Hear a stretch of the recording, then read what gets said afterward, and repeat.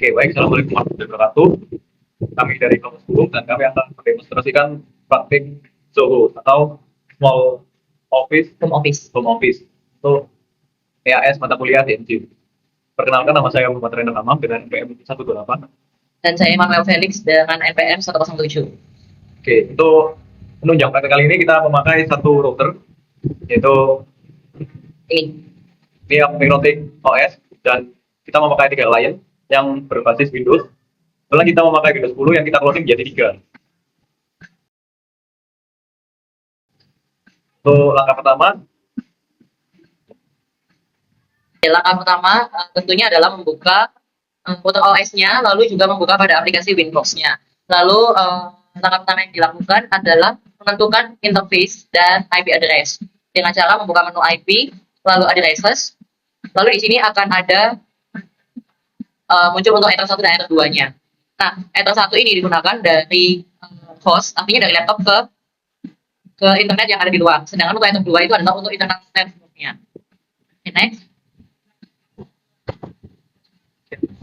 Ya, selanjutnya adalah konfigurasi DHCP pool. Jadi langkahnya kita membuka IP, lalu menu pool, dan akan terlihat rentang IP untuk ketiga client. Nah, di sini juga bisa dilihat untuk rentang IP yang kita gunakan adalah 192.168.10.2 hingga hingga 192.168.10.254. Nah, totalnya itu ada 253 klien. Nah, karena kami tadi hanya menggunakan 3 untuk Windows, jadinya use-nya ada 3 dan sisanya untuk yang available ada 250. Untuk selanjutnya adalah verifikasi status list. Yang ketiga adalah pengaturan DHCP server setup, yaitu dengan cara membuka IP DHCP server dan di tab network. Nah, di sini kami sudah menggunakan address-nya sesuai yang tadi 192.168.10/24, lalu gateway-nya yang di titik 1, lalu DNS server-nya di 8.8.8. Kami mengambil DNS server milik Google. Oke, yang selanjutnya adalah verifikasi status leases. Nah, leases-nya itu tetap sama dari menu IP, lalu masuk ke DHCP server, tinggal masuk di tab leases-nya. Nah, di sini bisa dilihat sudah muncul 3, yaitu di 3 digit IP paling belakang 252, 253, dan 254. Nah, itu adalah IP dari 3 klien Windows yang sudah kami lakukan dan sudah kami buka tentunya. Oke, tahap selanjutnya adalah konfigurasi NAT atau Network Address Translation, yang dimulai dari konfigurasi NAT untuk menentukan interface mana yang akan terhubung dengan sumber internet. Nah, langkah awalnya adalah membuka IP, lalu firewall, lalu kita ke netnat, dan bisa kita lihat untuk action ini kita berubah menjadi Masquerade. Terus lalu untuk di generalnya chain-nya pakai SL6. Dan out interface kita memakai S1. Oke, selanjutnya adalah implementasi ID firewall NAT dan extend Masquerade. Nah, tadi sudah jelasin juga ya, kalau misalnya yang di general ini chain-nya sudah SL6 dan untuk di extend-nya juga sudah Masquerade juga. Oke, bisa next. Selanjutnya adalah verifikasi connection client. Cara kita memverifikasi apakah klien ini sudah terhubung. Jadi pertama-tama kita harus membuka dulu klien berbasis Windows 10. Kita contohkan Herman. Nah, ini. Pertama-tama kita buka Command Prompt.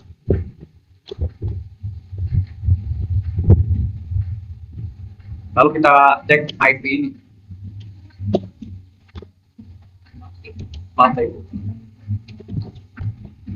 Nah, di sini sudah terlihat kita mendapatkan IP untuk line yang ini adalah 192.168.10.253.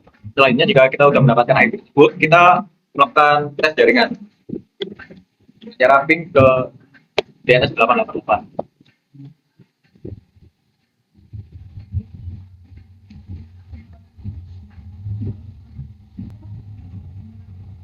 Nah, bisa kita lihat di sini kita berhasil terhubung dengan internet dan mendapatkan kecepatan jaringan sebagai berikut.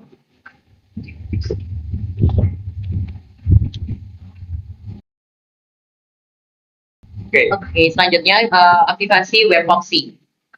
Untuk web proxy ini kita masuknya ke dalam IP, lalu web proxy,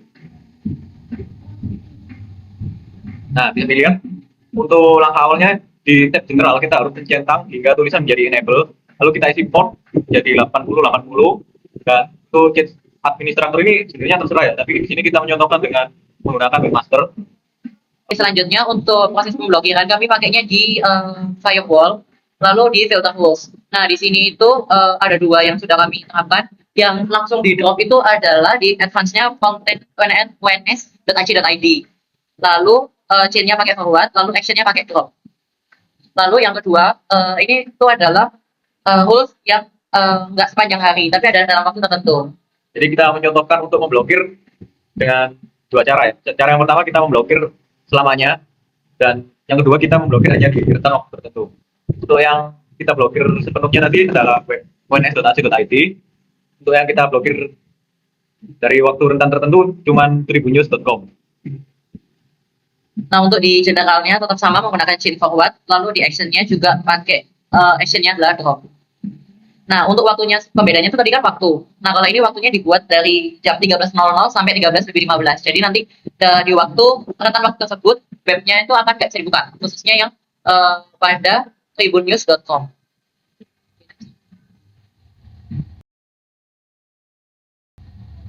Selanjutnya kita akan melakukan manajemen bandwidth atau queue dengan cara membuka langsung masuk ke dalam queues. Lalu di sini kan kita memiliki 3 klien. Nah kami ingin membagi 3 klien itu dengan upload max limit dan download max limitnya itu yang berbeda-beda. Untuk klien 1 kita menggunakan 5 megabits per second untuk keduanya, untuk target upload dan target download. Lalu untuk yang di klien 2 ada 3 megabits per second. Lalu untuk yang klien yang terakhir itu 1 megabits per second.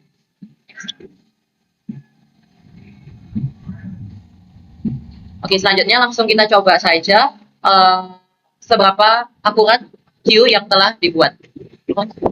Apanya? Oh ya, maksudnya kita akan mencoba blokir dan mencoba untuk queues-nya juga. Jadi yang pasti adalah kita masuk ke dalam Microsoft Edge, yaitu internet yang sudah disediakan oleh Windows-nya ini saja. Lalu langsung dicoba yang pemblokiran 1 yang uns.ac.id.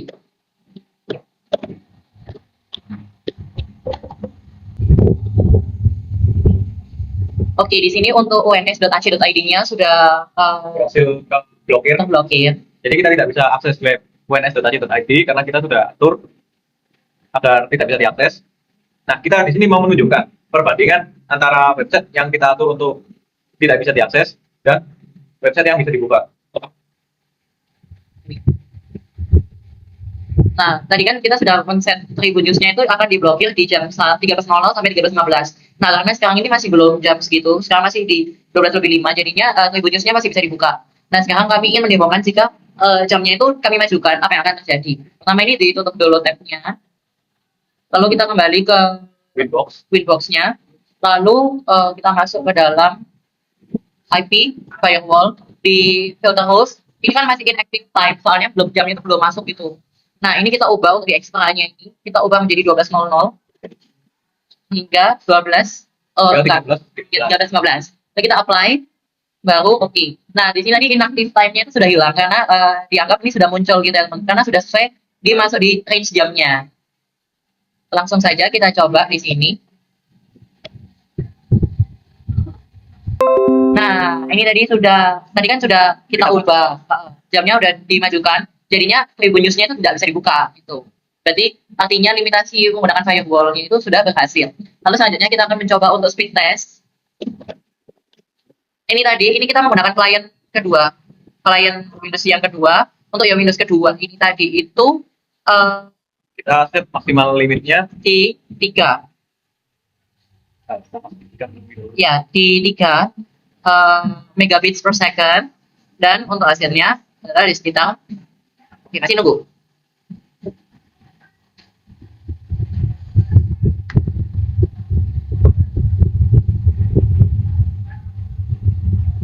Oh, hasilnya di 1,5 megabits per second. Jadi udah lumayan betul ya teman-teman. Bahkan betul banget sih. betul. Karena tidak melebihi iya.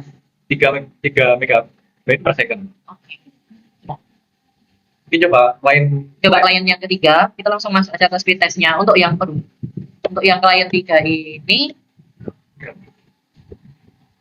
dari router ke klien 1. Tadi kan udah nyoba dari untuk ke klien 2. Nah, di klien 1 ini itu dia queues-nya 5 megabits per second.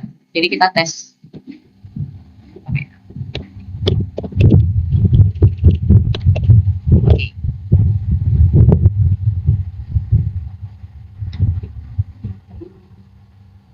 Maaf ya, iklan.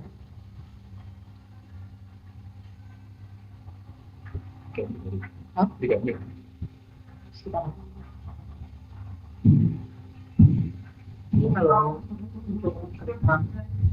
Nah, kita dapat hasil sebesar 3,7 megabyte per second. Yang mana kita set maksimal limitnya tadi di 5 megabyte per second, yang artinya pembagian kecepatan jaringan ini sudah sesuai karena tidak melebihi maksimal limitnya.